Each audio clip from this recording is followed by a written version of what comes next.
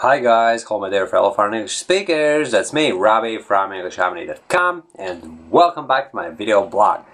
In today's video I'm going to record a response. It's going to be a video response obviously to a question asked by one of my blog visitors.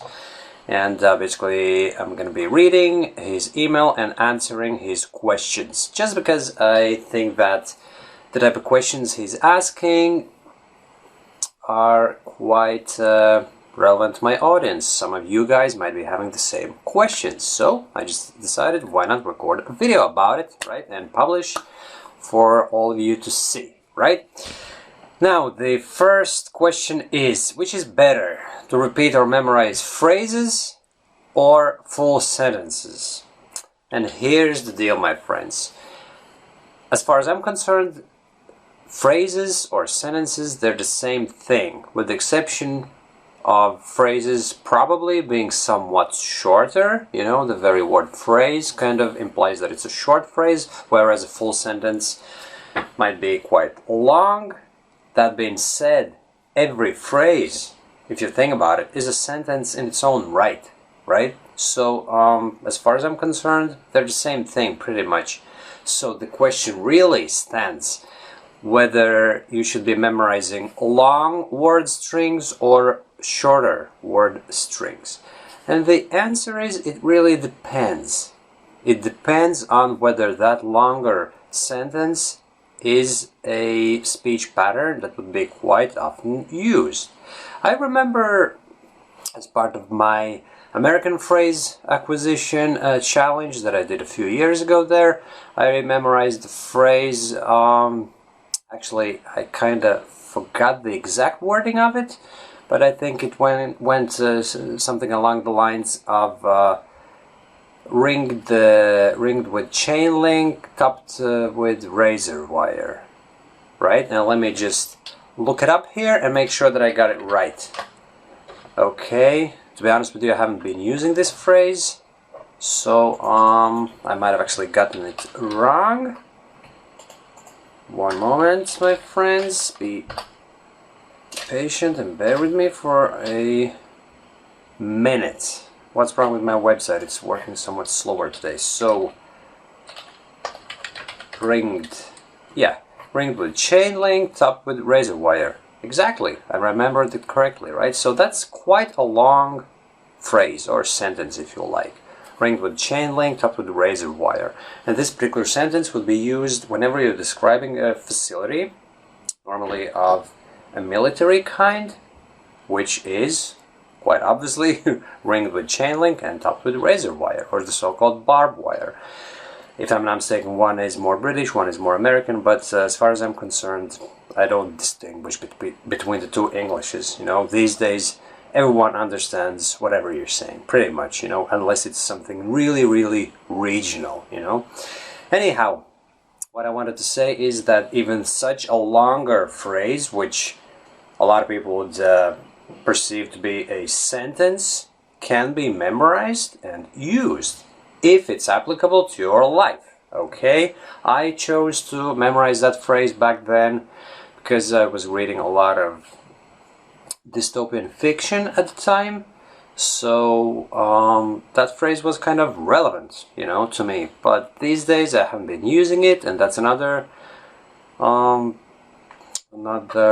peculiarity of phraseology as such. You may find yourself not using a lot of phrases that you learned, you know. You start using new ones, and the older ones fall out of use, and it's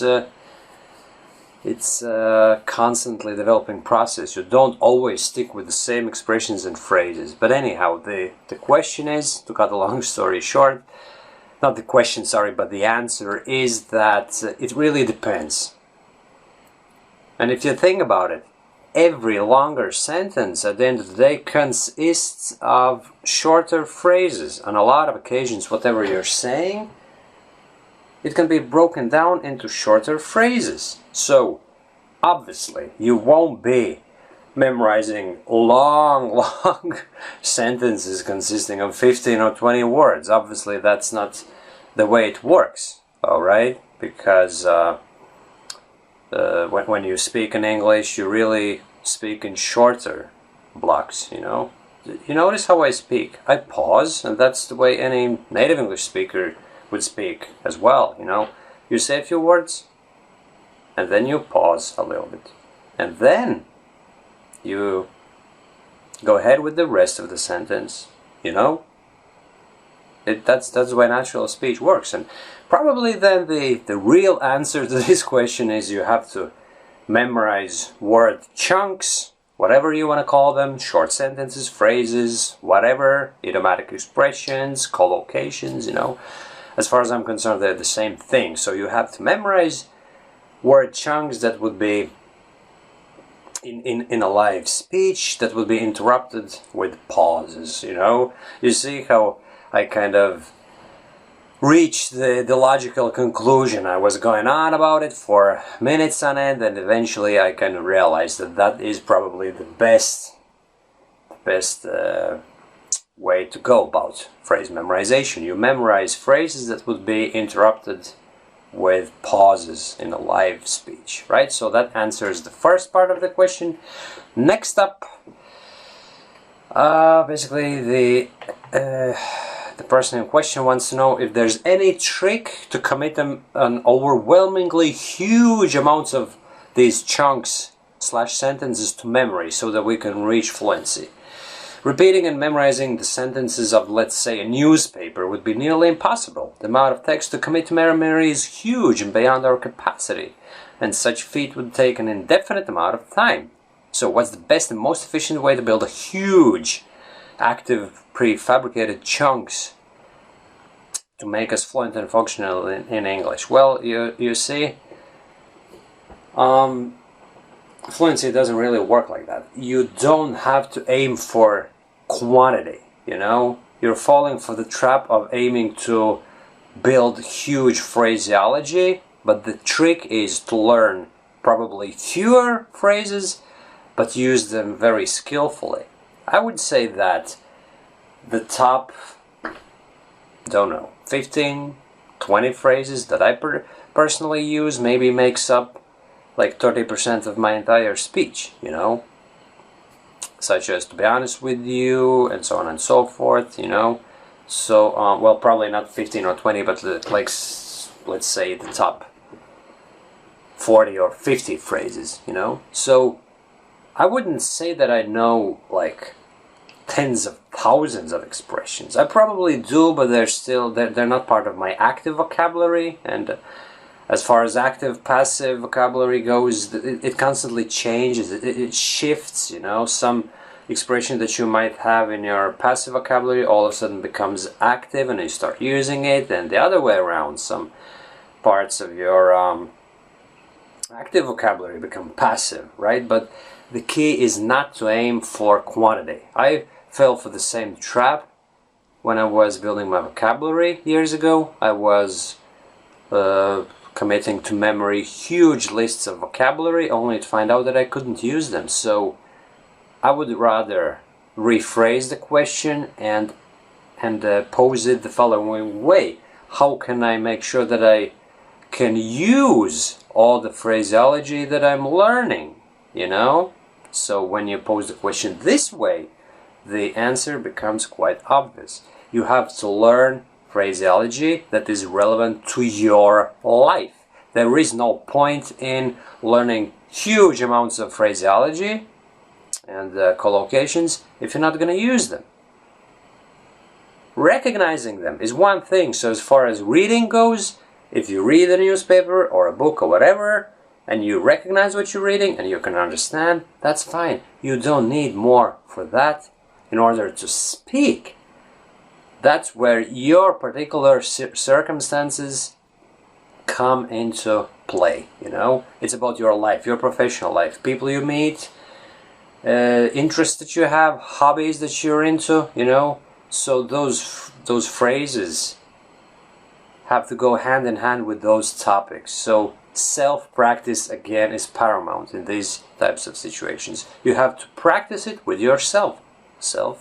Spoken English self-practice. That's what I've been advocating for in pretty much all of my videos, and I have to again repeat myself like a broken record, but that's the answer, you know. So instead of focusing on quantity, focus on quality. Focus on expressions that are relevant in your life and that you can easily use to describe things that you deal with on a daily basis. That is the answer. And now the third question. Some people argue that extensive reading is the best way to develop fluency. What do you think of this opinion? I've actually touched upon this topic many a time on my blog, but let me just repeat it once more to drive the message home. There's different types of fluency. There is no such thing as just English fluency. We can be looking at spoken fluency, basically that's your ability to speak. Reading fluency, writing fluency, comprehension fluency. So, when you read, and you read a lot, you are going to be developing your reading fluency. You expose yourself to a lot of written content, you read day in, day out. That's what I used to do for years. Lately I haven't been getting that much time for reading, but hopefully at some stage I'll go back to it, but not for the reason that that would be contributing to my spoken English fluency. It's just because I love to read English, you know, and lately, like when I say lately, I actually mean the last 10 years of my life or something, right? I've been reading in English only.